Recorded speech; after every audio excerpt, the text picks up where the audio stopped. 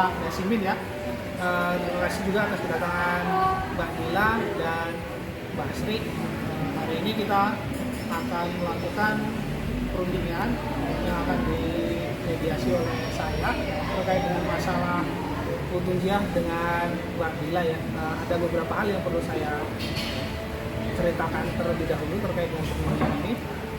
Pertama-tama saya ingin menjelaskan bahwa mediasi yang akan kita lakukan ini merupakan cara penyelesaian sengketa sesuai dengan pasal 1 ayat 7 Perma nomor 1 tahun 2008. Adapun saya sebagai mediator merupakan pihak yang netral, jadi saya di sini tidak memihak Mbak Dila maupun Bu Utunjiah ya. Dan dalam pelaksanaan mediasi ini ada beberapa prinsip-prinsip yang harus kita pegang teguh. Yang pertama, imparsial, yang berarti saya itu tidak memihak siapapun. Dalam kata lain, saya itu posisinya netral. Yang kedua, saya tidak berhak untuk memutuskan apapun karena keputusan itu diambil berdasarkan kesepakatan antara Mbak Dila dengan Utunjiah. Kemudian kerahasiaan. Jadi apapun yang terjadi di sini itu memiliki sifat kerahasiaan yang hanya diketahui oleh saya sebagai mediator dari pihak Bu Utunjiah dan juga dari pihaknya Mbak Dila. Kemudian prosesnya yaitu para pihak harus mau berbicara secara bergantian, menghargai pihak lain ketika sedang berbicara, lalu tidak boleh saling memotong pembicaraan, kemudian tidak saling menyerang baik secara kata-kata maupun fisik, tidak diperbolehkan merokok, menggunakan handphone, juga tidak merekam isi pembicaraan. Apakah Bapak dan Ibu, juga Mbak Dila dan Mbak Sri paham? Paham ya? Paham Pak. Kalau begitu bagaimana kalau kita mulai dulu mendengar keterangan dari pihak Mbak Utunjiah selaku penggugat? Baik, terima kasih atas kesempatannya. Sebelumnya Pak Andi, perlu diketahui ya, saya dengan Mbak Dila ini teman lama dan saya juga sudah kenal dengan Mbak Sri Budi itu udah lama juga ya Pak Andi. Jadi saya mau cerita, pada waktu tanggal 30 September 2021 lalu ini, Dila kan menghubungi saya lewat WA. Nah, lalu dia mengatakan bahwa dia ini ingin menyewa mobil rental saya gitu. Dengan diskusi ini panjang ya di WA, itu mau nyewa selama 1 bulan ya, itu 5 juta. Udah kesepakatan nih kita di WA gitu. Terus dengan cara pembayarannya itu 1 minggu sekali, yaitu 1.250.000 ya Pak ya gitu. Terus karena ya sudah sepakat, terus harga temen itu ya saya kasih murah gitu. Terus suami saya juga udah mengetahuinya ya Pak ya.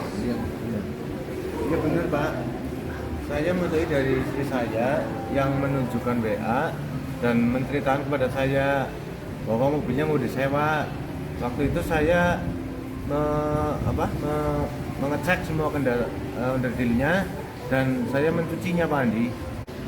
Lalu yang menjadi pokok permasalahannya apa ya, Bu Utunjiah?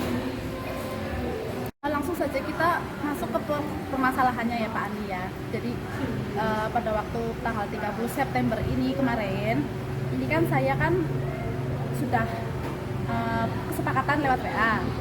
Nah, Dila datang ke rumah saya, itu bawa uang cash 1.250.000. Nah, saya menyewakan Honda Jazz, mobil Honda Jazz warna silver. Terus saya bawakan kuncinya beserta STNK-nya gitu. Terus lepas itu Dila bawa mobil saya, pamitan, terus udah beres nih. Nah, minggu kedua dia WA saya, Mbak, saya nggak bisa ke situ, saya transfer aja. Oh ya, oke. Nah, masuk minggu ketiga itu Dila WA saya lagi, Mbak maaf ya, aku minggu ketiga nggak bisa nih, sekali aja minggu keempat. Oke, saya tunggu sampai tanggal 25 tuh ternyata nggak ada kabar sama sekali Pak Andi. Nah, sampai aku masih sabar nih ya, Terus sekitar tanggal berapa ya, tanggal 2 itu saya WA lagi. Awalnya tuh dibales, oh ya mbak Tunjia iya. Nah, besok saya transfer. Nah setelah besok saya transfer kayak gitu, saya kayaknya di PHP-in gitu loh. Terus saya hubungin, lama-lama tuh nggak ada jawaban. Lah padahal tuh online. Lah sejak saat itu tuh saya curiga, jangan-jangan Dila ini tuh punya niat nggak baik sama aku gitu. Terus saya minta ke suami untuk datang ke rumahnya Dila ya Pak ya kemarin ya. Benar, Mbak.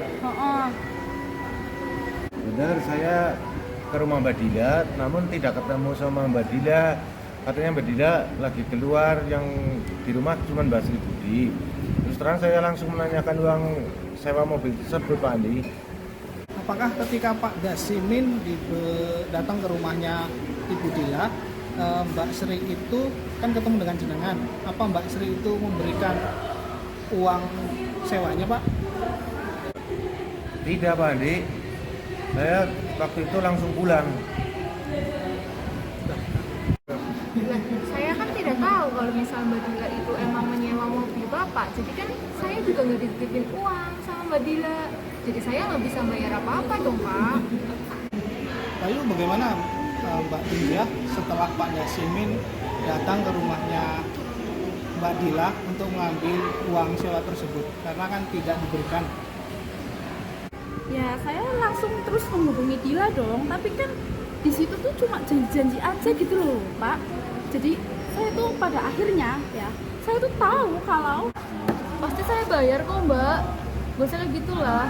ya terus kapan Dila? Aku tuh nungguin loh. Saya harap kedua belah pihak itu untuk tenang dulu. Mari kita dengarkan Bu Tunjia untuk cerita sampai selesai. Silakan Bu Mbak Tunjia. Sampai pada akhirnya ya, saya tuh tahu dari teman saya namanya tuh Nina. Kalau mobil saya itu buat kecelakaan loh, Pak Andi. Kalau jenengan tahu ya, mobil saya di polsek, nggak ada yang ngurusin, ya kan? Terus akhirnya ya suami saya yang kesana buat ngurusin, buat apa ngeluarin mobil itu ke bengkel gitu loh. Mbak Dila kemana coba? Masa mobil saya dibiarin gitu aja? Saya belum sempat cerita aja sih Pak Andi. Iya Pak Andi, karena adik saya ini masih shock banget. Jadi belum sempat cerita kepada Bu Tunjia sama Pak Dasimin. Jadi mohon maaf sebelumnya Pak. Tapi kan nggak seharusnya gitu loh. Kan mobil saya tuh dibiarkan di polsek gitu loh, ya kan Pak ya? Mobil kami masih dalam perbaikan di bengkel, Pak. Oke, baik. Berarti penjelasan dari Bu Tunjia dan Pak Dasimin sudah cukup ya. Kemudian mari kita mendengarkan penjelasan dari Mbak Dila dan Mbak Sri. Silakan Mbak Dila dan Mbak Sri. Terima kasih Pak Moderator. Betul, saya memang nyewa mobil rental Honda Jazz warna silver tersebut milik Mbak Tunjia. Saya membayar 2 minggu waktu itu. Waktu memasuki minggu ketiga, sebenarnya uang sudah ada di Pak Andi. Tapi waktu itu terpakai karena buat membayar cicilan motor. Namun saya sudah berjanji untuk membayarnya ke minggu keempat. Jadi minggu 4 dan minggu ketiga itu dijadikan satu gitu loh Pak. Tapi di luar pikiran saya mengalami kecelakaan ketika mengendarai mobil tersebut. Dan saya harus mengganti kerusakan motor yang saya tabrak dan membiayai pengobatan RS korban yang saya tabrak juga. Jadi kan saya belum ada dana loh Pak untuk membayar sewa ke Mbak Tunjia. Sedangkan mobil dibawa ke polsek untuk ditindaklanjutin. Saya juga bingung gimana mau ngomong dengan Mbak Tunjiahnya. Setidaknya tuh kan kamu bisa hubungin aku, jangan diem aja loh. Sabar Bu Tunjia, biarkan Mbak Dila menjelaskan semuanya dulu. Lalu bagaimana dengan kecelakaan tersebut? Kenapa Mbak Dila tidak membawa ke bengkel untuk memperbaiki mobil? Sebagai bukti itikat baik dari Mbak Dila untuk menyelesaikan masalah ini. Ya karena itu Pak Andi, karena Dila harus mengganti rugi kerusakan motor dan membiayai pengobatan RS yang dia tabrak kemarin. Lah oleh sebab itu, jadi adik saya itu belum bisa mengurus mobil yang sedang di polsek itu. Apalagi untuk membawanya ke bengkel.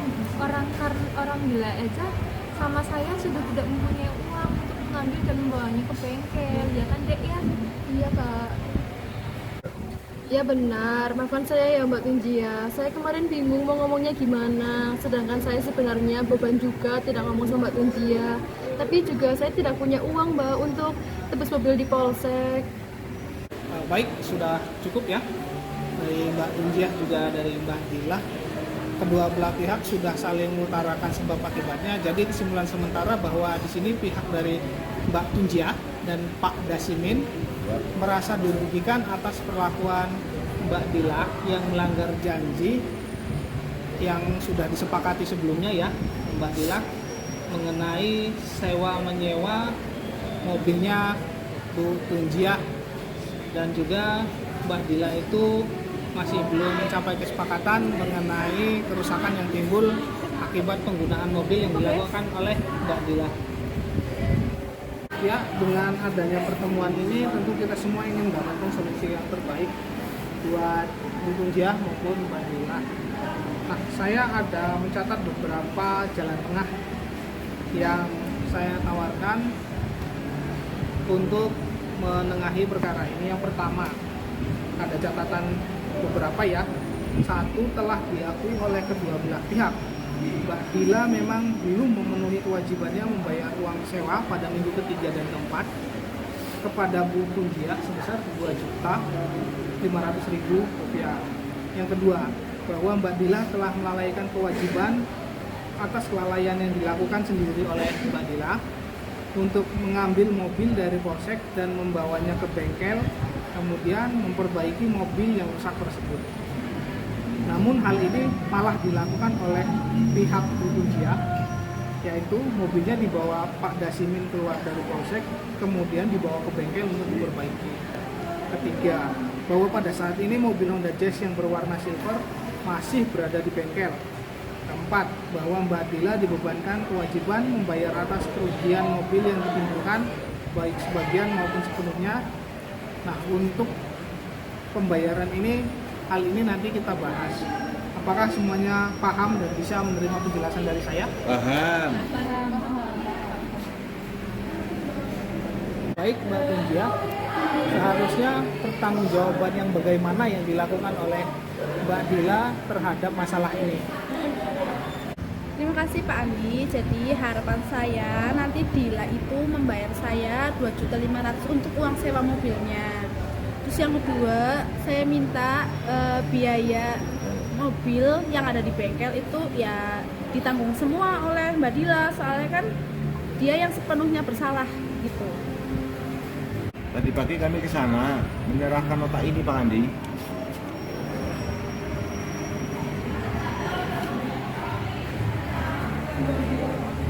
Baik, di sini tertera nota 15.150.000. Bagaimana Mbak Dila terkait dengan nota ini? Ada yang ingin disampaikan? Jujur saya keberatan Pak Andi. Seperti biasaan saya sebelumnya, saya baru saja mengeluarkan uang banyak untuk biaya motor dan rumah sakit. Mungkin kalau biaya sewa mobil rental 2,5 juta, nanti saya akan usahakan. Tapi kalau biaya nota bengkel, saya tidak sanggup Pak. Ya benar Pak Andi, saya juga keberatan jika seluruhnya ditanggung oleh adik saya. Perihal biaya sewa mobil rental, pasti kami akan usahakan sifatnya. Bagaimana tanggapan Bu Tunjiah atas hal ini? Ya secepatnya sih boleh, tapi Pak Andi, saya minta dibikinkan surat perjanjian ya. Jadi nanti kalau misalnya dari pihak Mbak Dila sama Mbak Sri itu melanggar perjanjian, nanti saya bisa laporkan kalian itu ke polisi. Baik Bu, nanti akan saya buatkan surat perjanjiannya. Bagaimana Mbak Dila, apakah mau dibuatkan surat perjanjian? Baik Pak. Nah lalu kamu sanggupnya tuh berapa? Saya kan udah berbaik hati nih sama kamu gitu loh. Kita kan teman. Iya Mbak, maaf, justru saya itu memang nggak mampu bayar segitu. Saya tapi mungkin mampunya cuma setengah dari nota tersebut lah ya Mbak. Bagaimana Mbak Tunjiah? Ya jangan separuh lah Dil. Kan kamu tahu sendiri, kamu yang bikin salah. Kok jadi saya juga nanggung resiko sih, gimana? Ya Ya udah, nanti saya bantu sedikit untuk adik saya. Paling saya hanya bisa membantu 10 juta saja. Selebihnya nanti ditanggung oleh Bu Tunjiah bagaimana. Jadi dari kita hanya bisa membayar 12.500.000 rupiah, Mbak Tunjiah. Gimana? Mana nih Pak? Ya sudahlah Bu, nggak apa-apa, daripada tidak sama sekali. Anggap saja ini ujian bagi kita Bu. Ya udahlah, baiklah. Saya sama suami udah sepakat buat saya. Kira-kira berapa lama Mbak Dila dan Mbak Sri Budi bisa membayar itu semua?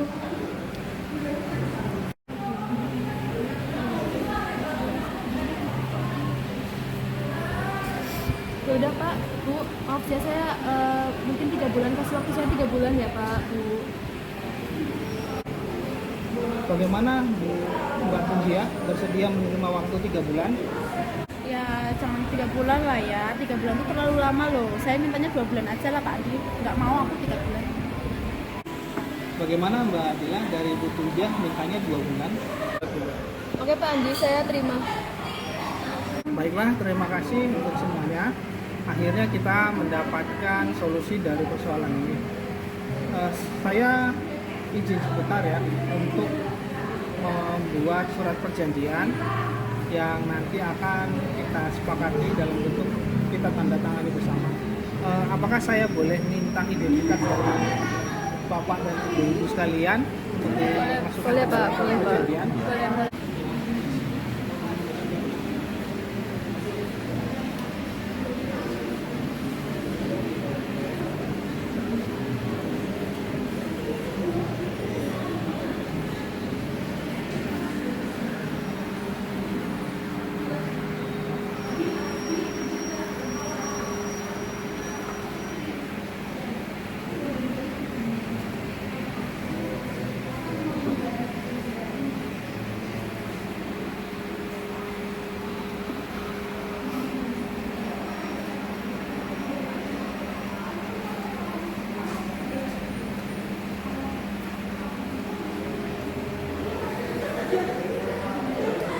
Terima kasih atas kerjasama Bapak dan Ibu sekalian ya.